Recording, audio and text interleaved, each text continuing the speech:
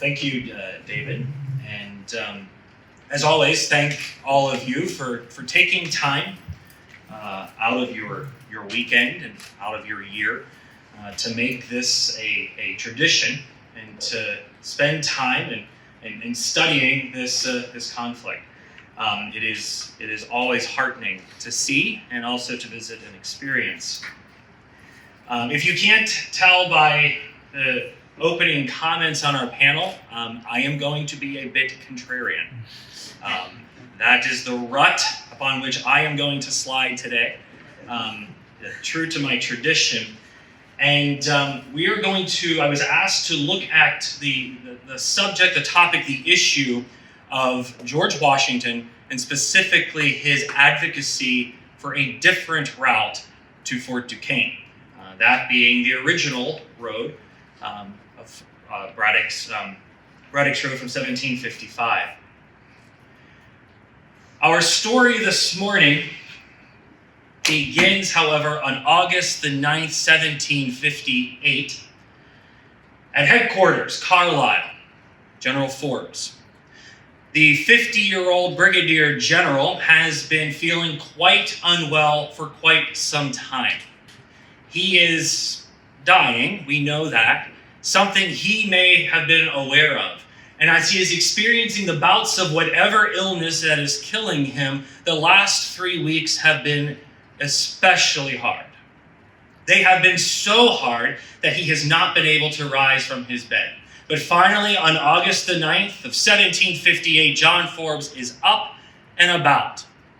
Now, we don't know exactly how this discovery was made, but it seems likely that as he is making his way about headquarters, passing over the materials that have come in from the Army forward, other dispatches, he comes upon Francis Halkett, the brigade major's desk. And sitting on that desk is going to be a letter. A letter that John Forbes is going to describe as unguarded. The author of that letter is George Washington. The letter is dated August the 2nd, 1 week earlier, written from Fort Cumberland. And it is, depending the tone in which you read it, either a sigh of exasperation or a letter on the verge of rage. As Forbes takes this letter, opens it and begins to read it, he sees the following. My dear Halkett, I am just returned from a conference held with Colonel Bouquet. I find him fixed, I think may say fixed, upon leading you a new way to the Ohio, through a road every inch of it to be cut at this advanced season, when we have scarce time left to tread the beaten tract, Braddock-Forbes Road, universally confessed to be the best passage through the mountains. If Colonel Bouquet succeeds in this point with the general, all is lost. All is lost by heavens. Our enterprise ruined, and we stopped at the Laurel Hill for this winter. The southern Indians turned against us. All these colonies become desolate by such the acquisition to the enemy's strength. These are the consequences of a miscarriage. And a miscarriage, the consequences of the attempt. I have drawn my reasons out at large, and now send them to Colonel Bouquet. He desired I would do so, that he might forward them to the general. Should this happen, you may judge of their weight. I am uninfluenced by prejudice, having no hope or fears, but for the general good, that be assured of. And my sincere sentiments are spoke on this occasion. I am, dear sir, your humble and obedient servant. Forbes has what he suspected. From his view, in his hand holds irrefutable proof of a cabal of Virginians who are conspiring to alter his decision-making, to drive him down Braddock's Road, all because of selfish provincial interests. And as he suspected, who is the leader of this cabal? George Washington himself. Now, Washington is completely unaware that Forbes is reading this letter. Washington is at Fort Cumberland, and he is ranging from the resigned to the apoplectic, but not for the reasons that John Forbes thinks. To answer that, we have to go back in time. 3 months and 3 weeks. April the 18th, it is the day that John Forbes arrives in Philadelphia. And on that same day, George Washington is in Winchester. Things are beginning to move. Washington has come through his own rough bout of illness that lasted most of the winter. He himself was convinced he was dying, which would have kept with the Washington family tradition of young men dying early, but it was not yet his time. And when a doctor confirmed to him that he was in fact not at death's door, he rouses his spirits and takes to the field.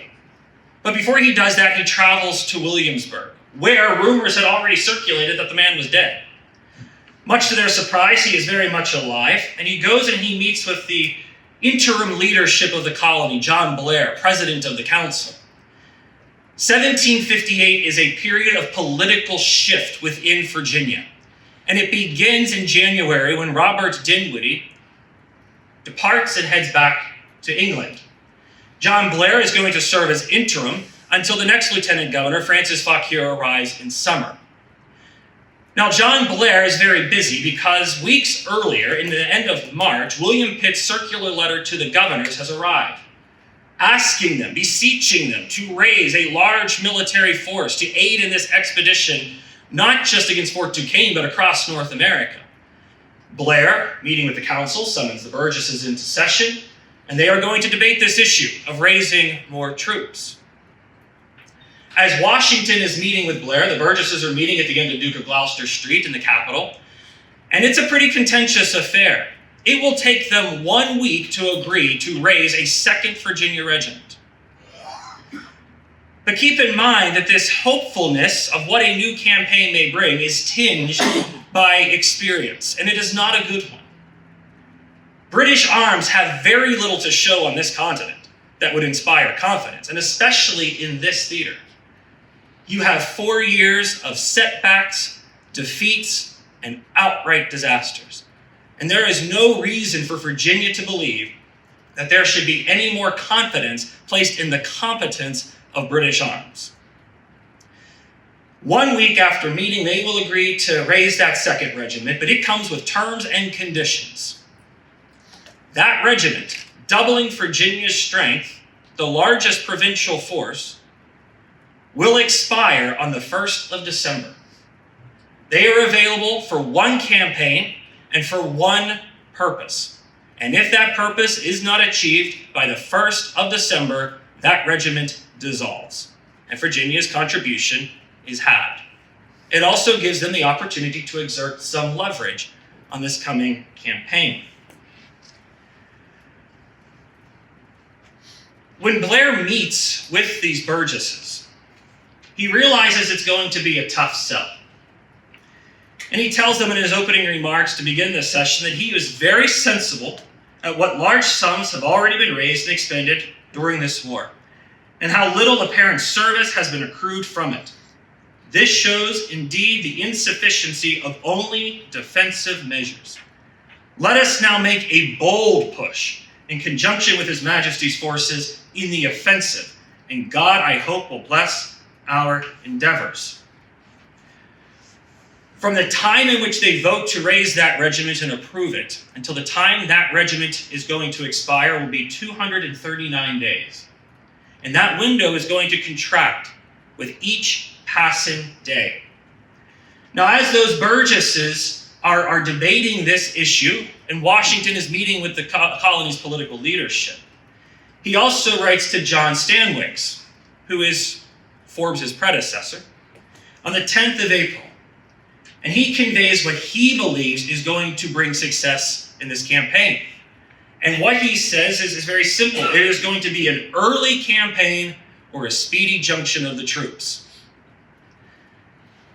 Now, what is exceptional about that? That mirrors the language nearly verbatim of William Pitt's instructions, his open letter to the governor. So either George Washington is simpatico with William Pitt, and they are of like mind, or Washington has been allowed to read this letter. So Washington is fundamentally aware of the political expectation, the political goal of this campaign. He understands the intent of ministers in London.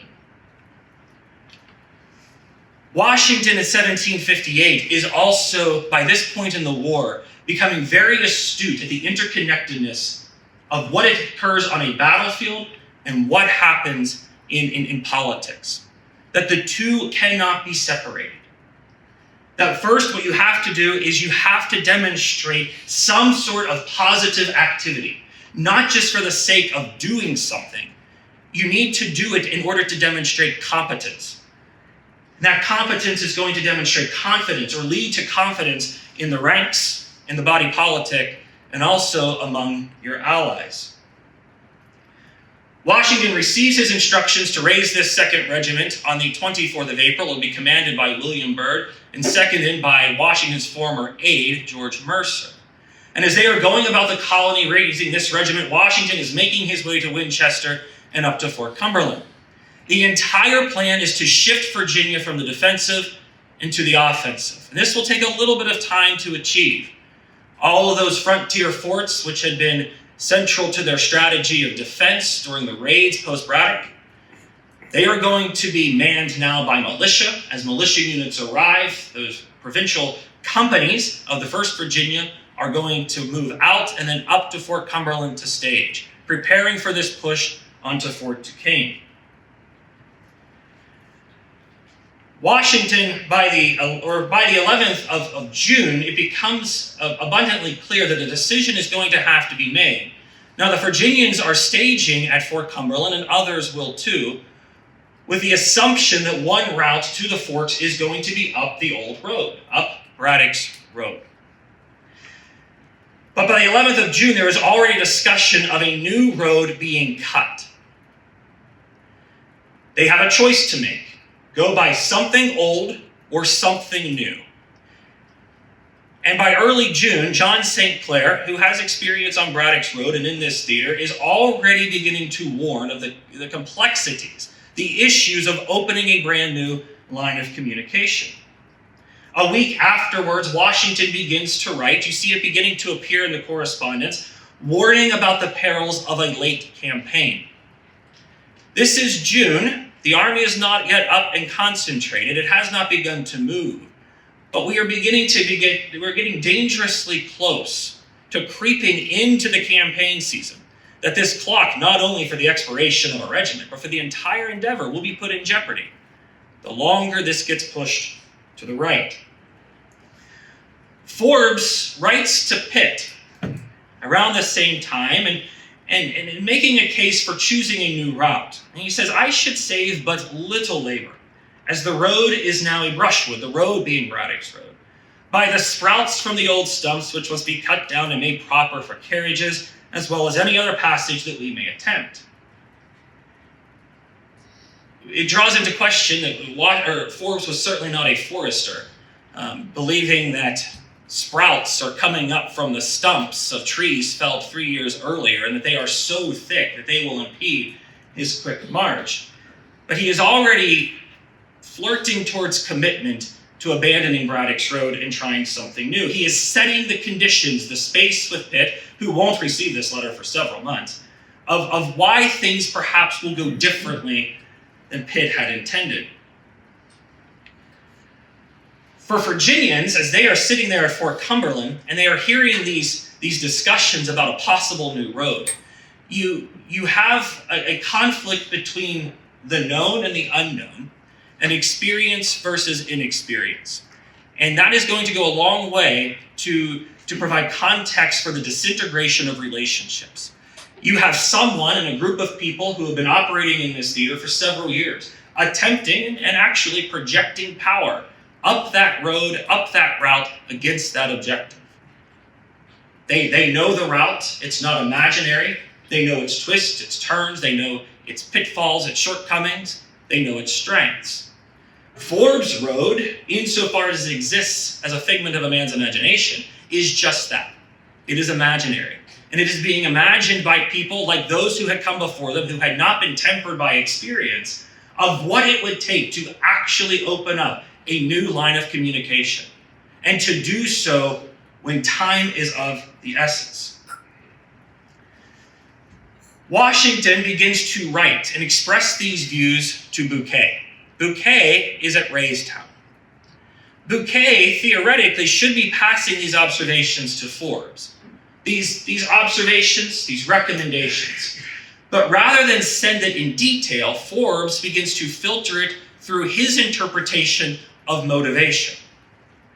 In the middle of July, Forbes is receiving correspondence that leads him to say that he is sensible, that some foolish people have made parties to drive us into that road. Bouquet is saying that all the letters I received from Virginia, and by Virginia he does not mean the colony, he means the person of George Washington, are filled with nothing but the impossibility of finding a passage across Laurel Hill and the ease of going Braddock's Road. This is a matter of politics between one province and another in which we have no part. Bouquet writes shortly after, variation on a theme. The Virginia party in this regard to your route is continuing in full force, and the secret motive animating them appears to smack of impartiality. Now, Bouquet is going to receive some supporting fire. As this is unfolding, as the army is moving and concentrating, as they're debating which route they are going to take, they're also having to nurse the conditions of Indian allies. It is very important to show, remember, to demonstrate action, to demonstrate competence, to show, and to build confidence. And that is beginning to peel away the Indian allies in which the British are hoping are going to assist them on this campaign. The talk of going a new route, of inheriting or incurring new risk, is not a favorable proposition. And it suggests, this indecision alone suggests that these British don't necessarily know what they're doing. It is not a confidence-building measure. And they are not privy to the internal deliberations. But it is clear that something is amiss. Now, one of the people John Forbes sends to deliver or to work with these Indian allies is as a former governor. Seems politically astute, in the person of James Glenn, who had been governor of South Carolina. Extensive experience working with the Cherokee. And as he is working with them, he also makes his way with his party up to Fort Cumberland, and he meets with Washington. And as he meets with Washington, he hears the Virginians make their case for why this road right outside Fort Cumberland, that takes you within miles of our military objective, is by far the superior route.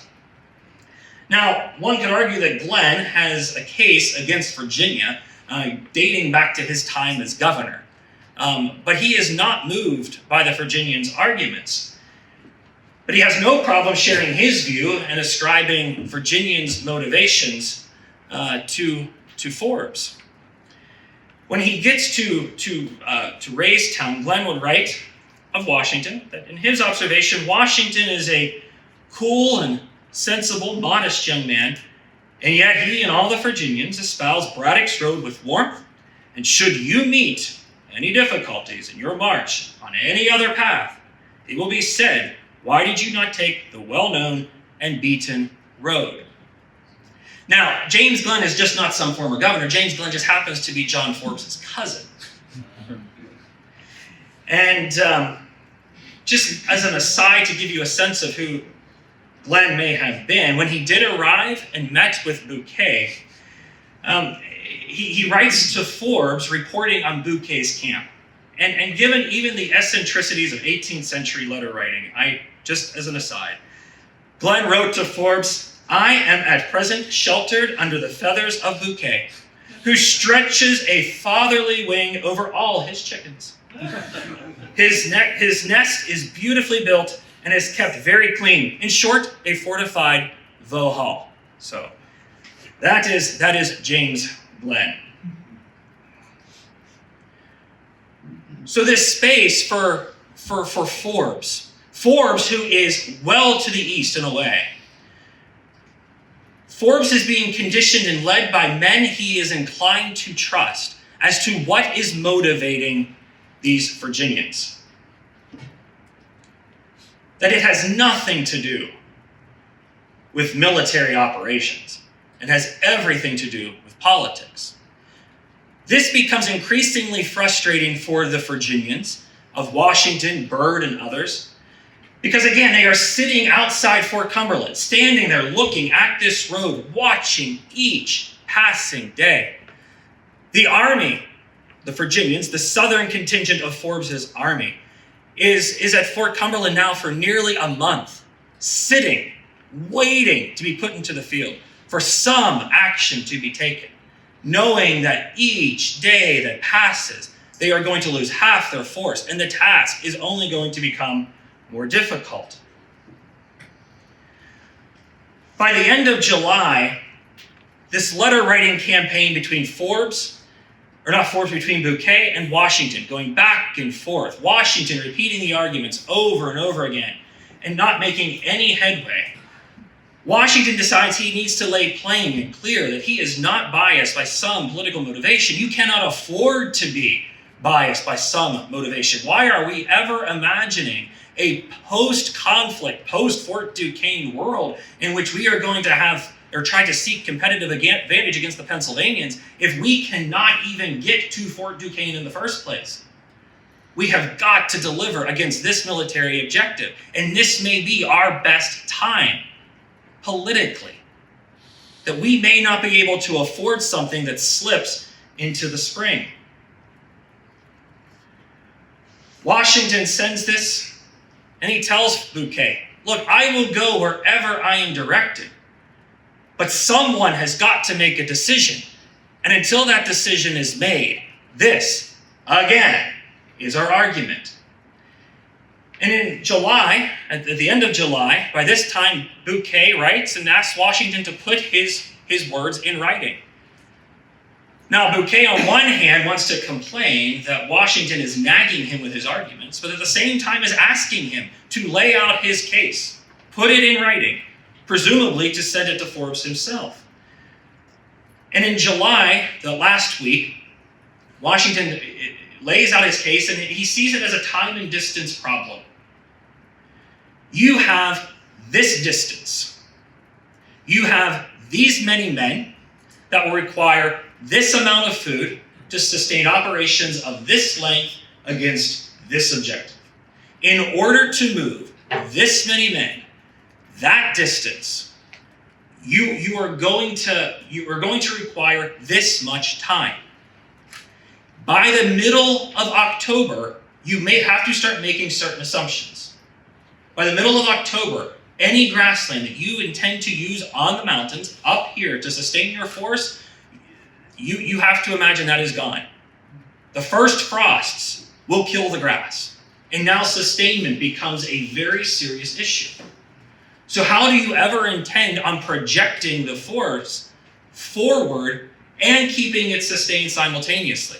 So not only do you need to arrive on your objective, you have to arrive on your objective with what you need to sustain operations over an extended period of time. To Washington, it is simply a math problem. It seemed to convince Bouquet that Washington's intentions and motivations were good. He was moved. He was impressed. At the same time, he writes, though, to Forbes, most of these Virginia gentlemen do not know the difference between a party and an army, and find everything easy which agrees with their ideas, jumping over all the difficulties. So the message and the nature of the communication between Washington and Bouquet is a one-tenor. And then the message, how it is being laundered through Bouquet to Forbes, is creating different expectations or perceptions of interest and intent. It finally takes Washington to show the initiative, and that is a judgment against Bouquet, who was his superior at this point, to encourage, rather than write letters back and forth, writing past one another, why don't we actually have a meeting? Let us sit down, let us have a conversation, let me make my case, and let me hear yours. And that is exactly what they do on July the 29th. Washington will travel north from Fort Cumberland, Bouquet will travel south from Raystown, and they will meet at a cabin in the woods. And they are going to have this conversation between one another. When they leave, Washington says he is now even more convinced that Braddock's road is the appropriate course. Bouquet is completely unmoved, now seemingly believing that it is no longer a military argument, but is in fact tinged by the politics of war. Unbeknownst to both gentlemen, on the 31st, Forbes has finally made his decision. He dictates the order, Halkett writes it, and sends it west. They will open a new line of communication out of Raystown by way of Loyalhanna to the forks of the Ohio. But it will take a couple days for that message to arrive to Bouquet, which will also take time for it to arrive to Washington. In the meantime, Washington puts to writing his plan. Because he says, in essence, it's one thing to complain about a problem, to make suggestions. It's another thing to provide an alternative. And that's exactly what he does. On August the 2nd, Washington sits down and makes a case for Braddock's road beyond just, it is a road that exists. How are we going to move the army to that place to achieve that objective, given the constraints of time? Looking from left to right, green in essence means good, and the closer you get to red, the more risk in which you are inheriting. By the middle of November, that is the time in which is sort of the point of no return. If you are over the mountains at that point, you are either stuck or must withdraw because you will not be able to sustain. So on this timeline, Washington puts together the following plan. His objective is to deliver the army to Fort Duquesne no later than mid-October and with nearly 3 months of provisions. The constraint, they were going to advance by deposits. Just as Forbes was intending, they are not going to change it. It's not going to be some lightning push to Fort Duquesne, nothing reckless. They will do the exact same thing on a southerly route. Phase 1, Movement 1. We will move to the Great Meadows with convoy number 1, 1,500 men carrying 6 days' provision with 300 wagons or pack horses. Remember, it's like a math problem to Washington. If each wagon carries 800 pounds of flour, 400 pounds of salt meat, that first contingent will arrive with 40 days of flour, 20 days of salt meat, that will be able to sustain 6,000 men.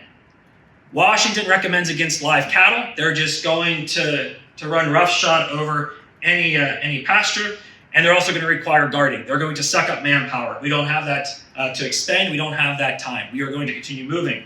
The duration to complete this initial movement, 8 days, wagons loaded, and return in 6 days. And he is building in time for contingencies. He has been around long enough to go, no, there is a plan and there is reality, and he's trying to mesh the two. That initial 1,500 at the Great Meadows will prepare that spot, and then they will move forward. As they are moving forward, a second convoy will move out. They are going to come with 500 wagons. That will bring up the remainder of the supplies. Great Meadows will then have, the Great Meadows will be the first deposit upon which they will advance. And all total, the supplies there will be good for 113 days of flour, 56 days of salt and meat. The total time to complete this first phase, the movement of the army down from Raystown to Fort Cumberland in 2 movements to the Great Meadows, Washington estimates at 26 days. And that's pretty conservative. That is pretty responsible. The next movement will occur concurrently.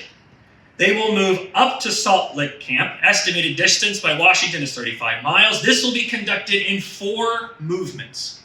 This is taking on a complexity. The first movement of 2,500 men will move forward with the task of constructing a post and defensive works. The second, 3,000 to 4,000 troops will, in Washington's words, invest the place. The third movement will bring up the artillery and the heavy stores to a fortified camp. And then they will unhitch the horses from the wagons. And then they will move them over a trail by way of Loyal Hannah, back down to Raystown, down to Fort Cumberland. And then you will have this counterclockwise campaign of movement and sustainment that will feed to Salt Lick and then project force towards Fort Duquesne. Washington argues that the entire army could be at Fort Duquesne in 34 days, and it would require they would arrive there, with 87 days worth of provisions on hand. In order to accomplish this by the 15th of October, the first phase would have to commence no later than the 24th of August, which was over 3 weeks away. And that interim time would be used sending parties out onto Braddock Road to clear back that troublesome brushwood that General Forbes is so concerned about. To Washington, this is now becoming a matter of logic.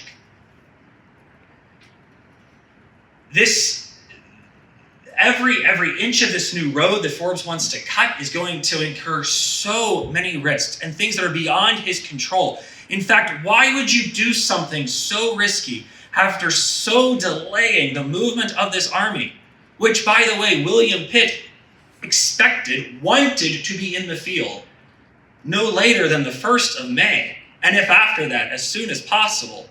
And now we have slipped well into August, and the army has not advanced beyond Raystown. Now, there have been guides going out, and it depends on who you listen to, who tells you what route is good and what route is poor. Both sides are hearing of this argument. But Washington is firm in his conviction that to go a northerly route is going to incur so much risk that it draws into question what are the motivations? Who is in fact influencing something that is so dangerous? So who does Washington blame? Pennsylvanians. As Doug mentioned, John Forbes liked his bankers and his Philadelphia merchants. Now, whether he was in fact influenced them by not is outside of the historical record. But one thing is very certain, that there were people he was around and people he wasn't. And he was around the Pennsylvanians and not the Virginians. And whether he was influenced by that or not, that was certainly the impression left in Washington. Washington will write vehemently to his political superiors that this is Pennsylvania artifice. And we, Virginia, are the victims of Pennsylvania. That if there is a party, yeah, sure, it is the Pennsylvanians. They are trying to posture for this post-war reality that won't exist if we don't get there, hoping to get some advantage over us. And welcome to the war, Pennsylvania. But, we've been doing this for quite some time. The poor Virginia that we are going to befall, that everything we have invested is going to come down to Pennsylvania meddling. That is the only explanation that Washington can come up with as to why such illogical decisions, from his perspective, are being made. At the 1st of September, Washington knows a decision is made. And he writes back to Speaker John Robinson in Williamsburg, and in essence says, I made my best argument. He says, this campaign, however, has dwindled into ease, sloth, and fatal inactivity. And in a word, all is lost. It's Pennsylvania artifice. That's the blame. And he laid out the case, he writes, of this advanced season, the difficulties of cutting a new road, and the little time left for the effort. And he argued, you're going to lose a significant amount of manpower. By the 1st of December, the House of Burgesses are not joking. And in fact, it will become more dire. But Washington is seeing this now as such an act of near negligence, that this is so counter to what the ministers in London had wanted, that he recommends to Robinson, and I don't believe it is hyperbole, because he mentions it more than once, that a full representation of this entire matter needs to go before the king himself. That this is prostituting the king's interest in ways that is going to jeopardize it all. Washington also writes to Francis Fauquier, the new governor, and he lays out a very similar case. And he writes, in the close of his letter, that I think nothing but a miracle can procure success. It will take a miracle to achieve our objective. On September the 12th, the House of Burgesses are going to meet in another session. Now, I mentioned this was a very political season in Virginia. When a governor departs and a new governor arrives, there are new elections. Now, you have to be very careful of saying that the votes that are registered for the representatives who will go to Williamsburg is a reflection of people's view of the war. There was no polling at the time, but we do see in what is about to transpire that the people who are sent to the House of Burgesses, and there is a very significant turnover in this election, are going to be very restricting in the support they are willing to provide going forward. And in this session in September, this becomes a referendum on the Forbes campaign, as seen from that column. The subject of their deliberations, they deal with other business, but is very much focused on this issue of support. They are so angry at the ineptitude, in their view, and the inactivity that has inspired it on the part of the British command, that not only are they going to stick to their decision to withdraw the 1st or the 2nd Virginia at the 1st of December, but we are not going to keep our Virginia forces in the field to watch them squandered over the mountain in an ill-fated campaign. So they place a further restriction. If the 1st Virginia Regiment is not returned to the colony of Virginia and to its frontiers by the 1st of December, we will no longer pay for it. This is exacting leverage over this campaign. This is a vote in no confidence in John Forbes.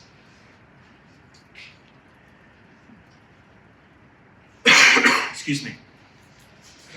By the 8th of October, the army is well on the move, making their way here to Loyalhanna, beginning to explore beyond. And Forbes is now seeing the consequences of his decision, because Forbes is now, he has left Carlisle. He arrives at Bedford, at Raystown, about the 2nd week of September, where he first would meet Washington for the first time. Gave him a very stern talking to, he writes. Forbes is now on this road, seeing the consequences of his decision. Now, as Doug noted, yes, there was very inclement weather. But Forbes is very, very much taken with what he sees. This was not the ease that he had imagined. Earlier in the summer, Bouquet wrote that monster of Laurel Hill, easily conquered. Entirely exaggerated. Not quite the case. As Forbes is making his way here, Forbes writes to Bouquet, "Your description of the roads pierces me to my very soul." And then Forbes says something now that he can see it, and is beginning to appreciate the consequences of this decision. He writes almost as a postscript, "Make yourself master of the arguments for the objections against the two roads, so that upon comparison one may judge how far we have been in the right in our choice." Now, why did I emphasize the word we? Up until this point, every time Forbes has written about this road, especially to his superiors with whom he was confident in his decision, it was my decision about this road. And now that we are seeing how miserable and awful it is, whether he realizes he is doing it or not, he is beginning to dilute responsibility to now include his subordinate. On the 9th of October, as he is working his way, he writes letters to the governors of Pennsylvania and Virginia, and he asks, so, what do you think we should do if we achieve our objective? What's your plan? What do you want to contribute post-Fort Duquesne? That arrives in Williamsburg on October the 12th. And Fauquier, the governor, gets this and reads it to the council. And everyone is aghast at what they read. Why on earth, at this late date, at this point, is the commander of this army writing to me, asking me what I might like to contribute, being Virginia, if we are able to achieve this objective? Because now the enthusiasm for this route is being tempered by the reality. And now we're speaking in terms of ifs, not whens. Again, not something that is building confidence in Virginia's military and political leadership. Washington reports back to Fauquier himself at the end of October, because he now has also got to experience Forbes' new road. My march to this post gave me an opportunity of forming a judgment of the road, and I can truly say that it is indescribably bad. The general and a great part of the troops, etc., being yet behind, and the weather growing very inclement, just as I apprehended, will terminate our expedition for this year at this place, as our affairs are now drawing to a crisis. John Robinson in Williamsburg writes that a strange fatality surely governs all our counsels. Now we know the rest of the story, right? On the 11th of November, somewhere on that hill is held a council of war. And what is the decision that's made? We will stay here. This is where we will winter over. The campaign is at an end, at least for this season. The 2nd Virginia is going to go, and Forbes seems to be in denial, but the 1st Virginia will too. But in the end, in this argument over a route, who was right? It was George Washington. The story is over. It's the end. Roll the credits. But if you stay around until the last credit rolls, for those who have the patience to wait, there's a little bonus. What did Washington say would be required in order to achieve victory on this campaign? When he laid out his case, and he said if Forbes goes with this decision, he will be locked up on the mountain by winter. Unless what? A miracle. And in the form of a military miracle, the next day, we know the actual ending of the story, where he gets that bit of information, that bit of intelligence, that should make us just embrace the concept of contingency in history and hug it. And they make the decision to move forward in much the way Washington had described. And by the end of November, Fort Duquesne is theirs. This is a topic, a conversation that, if nothing else, should temper our perspective that just because we are convinced something is true and we are convinced of another person's motives, it is not. But it's also a classic case of what happens when experience and inexperience meet, when the known and the unknown collide. And you see that playing out in the personalities of these figures, and you see the consequences playing out in these campaigns. I will be glad to take any questions you may have.